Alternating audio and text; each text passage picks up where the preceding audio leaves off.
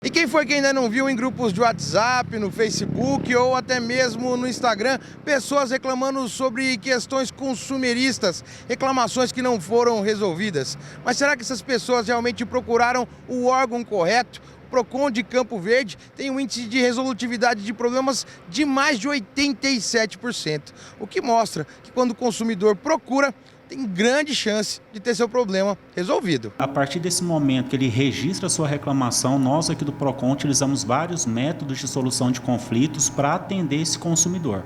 É lógico que é feita uma análise técnica para verificar se aquele consumidor realmente ele tem o direito, né, de reclamar.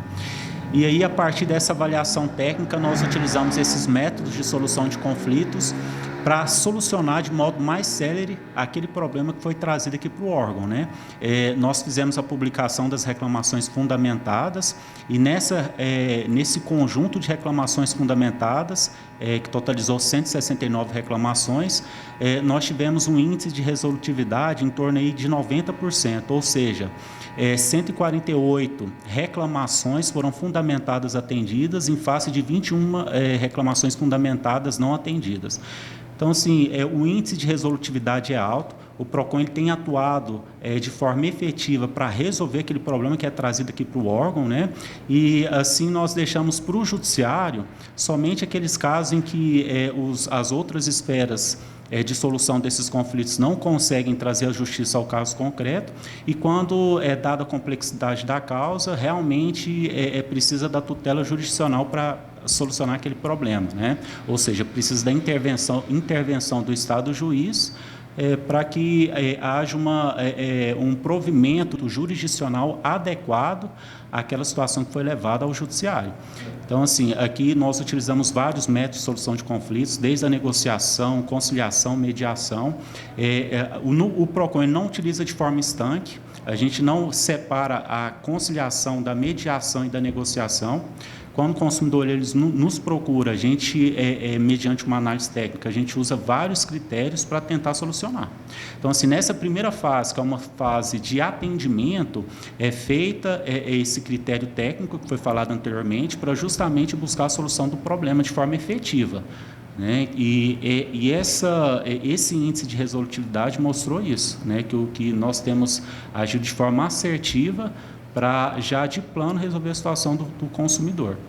Muita gente às vezes prefere reclamar no WhatsApp, no Facebook, no Instagram, outros meios, né, para expor o problema e fala que ninguém consegue resolver nada na cidade. Aqui é a prova justamente o contrário disso, né? Se procurar o órgão certo, se tiver uma reclamação fundamentada e documentada, o Procon tem grande chance de resolver o problema para esse consumidor, né? Isso é verdade. Se o consumidor ele procura os órgãos oficiais, o Procon, incluindo o Procon, realmente ele tem uma chance de ter a resolução daquele problema de forma célere, efetivamente, né? Ou seja, se o consumidor ele registra a reclamação aqui no órgão, além de formar um banco de dados para a gente poder até trabalhar com políticas públicas, né? Essa reclamação ela é tratada de modo a resolver aquele problema. A gente tem várias formas de tratativa, a tratativa telefone, no qual o Procon ele entra em contato direto com o fornecedor para já tentar resolver aquilo num primeiro atendimento. Se caso não for resolvido no primeiro atendimento, a gente faz uma notificação para o fornecedor, levando o problema do consumidor ao conhecimento do fornecedor e dá um prazo para ele responder aquele questionamento do consumidor. Ou então, se esses outros métodos não trouxeram uma solução, a gente ainda tem a possibilidade de marcar uma audiência de conciliação. Nessa audiência de conciliação, o fornecedor é notificado a comparecer numa data e num horário especificado, e o também é notificado a comparecer naquela data e horário especificado. E na audiência a gente tenta resolver aquele problema direto, é um contato direto do consumidor com o fornecedor. E após a audiência é feito um documento, esse documento ele tem fé pública, o consumidor ele leva uma via, o fornecedor leva uma via. Se for feito um acordo na audiência, esse acordo ainda é passível de ser homologado pelo Poder Judiciário. Nós temos um termo de cooperação técnica com o Poder Judiciário, então o juiz ele pode homologar aquela decisão e aquele documento ele passa a ter força de título executivo judicial. Então, é uma força a mais para o consumidor, para que ele tenha a solução do problema, e entendo esse acordo, ele ainda tem esse outro amparo, né, de ter aquele documento mediante requerimento das partes, homologado no Poder Judiciário, e ter um título executivo judicial ali. Primeiramente, a gente analisa a questão da legitimidade, né, se aquele consumidor compareceu ao órgão é legítimo para fazer a reclamação. Como que isso é feito? Por exemplo, se for uma situação de fatura de energia, se é ele que está com o nome na fatura, se ele é o titular daquela unidade consumidora. Se é a questão de águas, das águas de Campo Verde, a gente verifica se realmente foi ele que contratou esse serviço com a concessionária, se é ele que é o titular. Então, assim, num primeiro momento, aquele que teve o seu direito violado que tem que postular perante o órgão. Caso não seja ele esse procedimento é feito mediante procuração simples, não precisa ser autenticado em cartório, né? Então, ele tem que trazer nota fiscal, se ele estiver reclamando de algum produto, ele traga a nota fiscal, traga os documentos pessoais, traga o comprovante de endereço, né?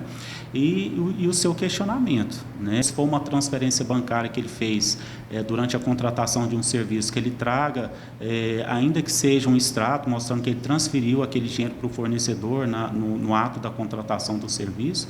Então, todos esses documentos que comprovam aquilo que ele está alegando, é interessante ele trazer aqui para o órgão, tá? É lógico que a gente, quando o consumidor ele faz um requerimento, ele quer fazer uma reclamação, a gente não nega nenhum tipo de atendimento.